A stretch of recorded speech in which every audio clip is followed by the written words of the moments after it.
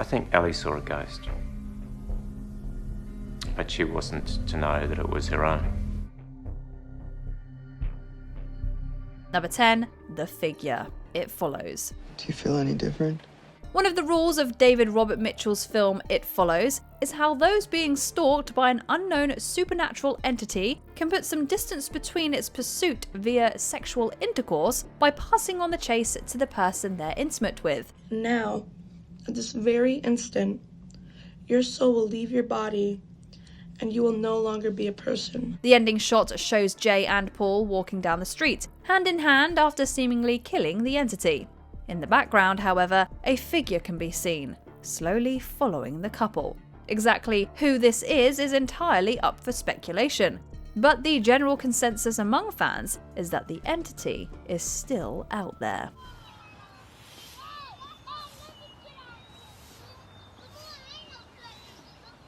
Number 9, Oblivious Tentacle, Jacob's Ladder. Hey, Jake, come on, baby, come on, dance with me, just one. Warning. This sequence from Jacob's Ladder is not for the faint of heart, epileptics, or those with a fear of crowds. Tim Robbins' Jacob attends a party as the throbbing funk of James Brown blares in the background. Shake it, come on, baby, shake it. Also in the background, however, is a disturbing tentacle monster that's dancing with Jacob's girlfriend, Jessie. Nobody else seems to notice the tentacle except for Jacob, as Jessie's dancing with the monster becomes more and more erotically charged. The strobe lighting and claustrophobic setting only add to the scene's disorientation, as Jacob's post-Vietnam hallucinations become worse and worse. I have never been so mortified in my whole life. Number 8, The Ghost, Lake Mungo.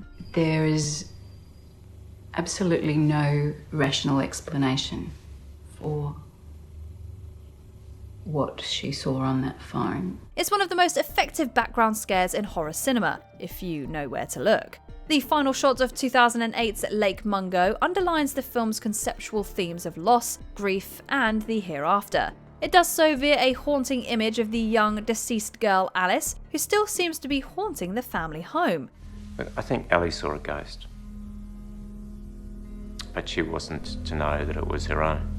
This isn't the only time Alice appears within the film, but it's perhaps the most tragic, since it presents a scenario where her spirit might very well remain in the house for an eternity. Lake Mungo may be about attempting to carry on, but we'll never forget the look of Alice's face in the window. Alice isn't here. Number 7, Blair's Noose, The Thing. Anybody interferes, I'll kill him! The object in this scene isn't attempting to hide itself too much, instead relying upon the implications of its presence to unnerve the viewer. Blair has gone beyond the pale after what he discovers about the Thing at US Outpost 31, becoming violent against his colleagues and ending up isolated as a result. When he makes attempts to rejoin the group, the rest of the outposts are reticent. I don't want to stay out here anymore. I want to come back inside. Then, during one brief visit, a makeshift noose is seen in Blair's room, heavily implying that the biologist will soon choose self-destruction over assimilation by the Thing. I'm all right. I'm much better. And I won't harm anybody. You gotta let me come back inside. Number 6, Club Sequence, Black Swan. Alright, come on. Well, it's time to go dance. This club scene from Darren Aronofsky's Black Swan possesses a vibe similar to that of Adrian Lyne's Jacob's Ladder, at least within its claustrophobic presentation of a crowded dance floor. The overall effect here is almost psychedelic, as Black Swan inserts subliminal images that meld creepily into the darkness of the club. The white swan appears, then disappears. Thomas changes into Rothbart at one point, but the editing of Black Swan always makes the viewer question whether or not they can actually believe their eyes. Nina! Where are you going? It's a perfect storm of loud music, disorienting lights, and marvellous performances from the actors. Where have you been? To the moon and back. Number 5, Sister Sister, Midsommar. Well, she's my sister, and even you said that this email seemed different. There are a number of Easter eggs, subtle nods, and hidden meanings lurking in the background of writer and director Ari Aster's take on folk horror from 2019.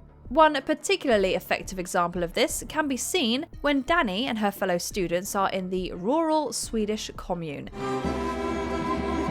Mom? Mom? If one looks closely, the outline of Danny's deceased sister can be seen within a backing line of trees. What's even more disturbing is how said outline echoes the self-destructive nature of the sister's death, further underlining Danny's detachment from nearly everyone around her. To our May Queen! Välkommen! Skål! Skål! Number 4. Hidden Demon. Poltergeist. And can you tuck yourselves in, please? No. Yes, we will. Thank you. It's always fun for movie fans to muse exactly how many times they've watched their favourite films before finally noticing an Easter egg that was hiding in plain sight. Tobe Hooper's Poltergeist is a perennial Halloween favourite from 1982, but even the most ardent fans probably didn't notice this little tidbit the first time around.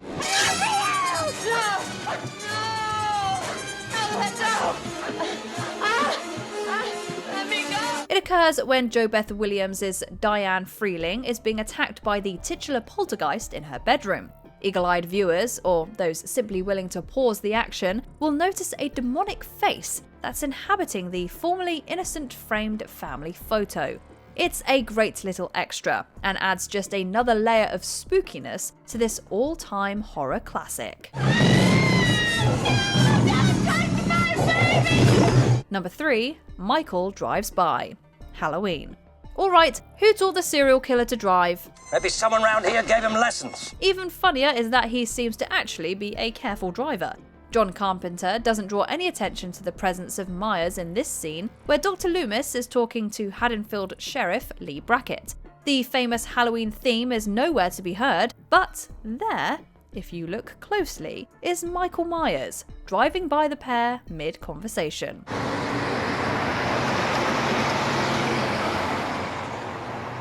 It presents the shape as even more of a calculating menace, a knowledgeable killer that seems to be playing cat and mouse with the entire town.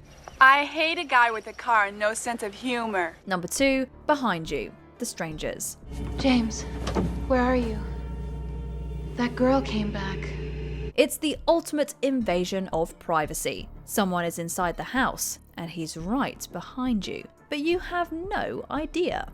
Fans of The Strangers can probably recall how creeped out they were the first time they watched this scene back in 2008. Liv Tyler's Kristen McKay is alone in a darkened house, and the phone call she's just put out to her boyfriend James has been silenced. Will you just stay on the phone with me? James? She lights a cigarette to calm her nerves, but what she doesn't know is that she isn't alone. We, the audience, can see one of the titular strangers watching Kristen from the shadows, and it's positively bone-chilling. The silence and framing of the scene is super effective, and immediately ramps up the tension and fear at play.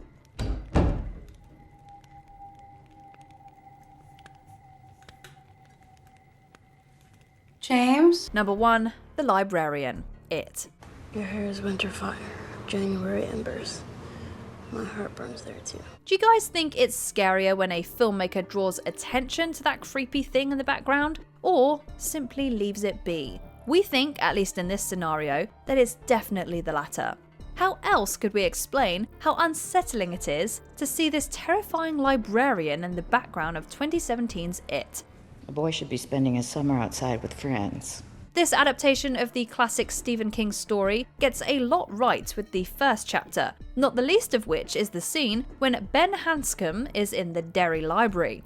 The librarian on duty is normal one moment, completely monstrous the next, and then back to normal, without the movie ever making mention about how exactly many years said scene took off of our lives. What on earth are you doing? Which lurking fear in the background gives you nightmares? Let us know in the comments. Sheriff?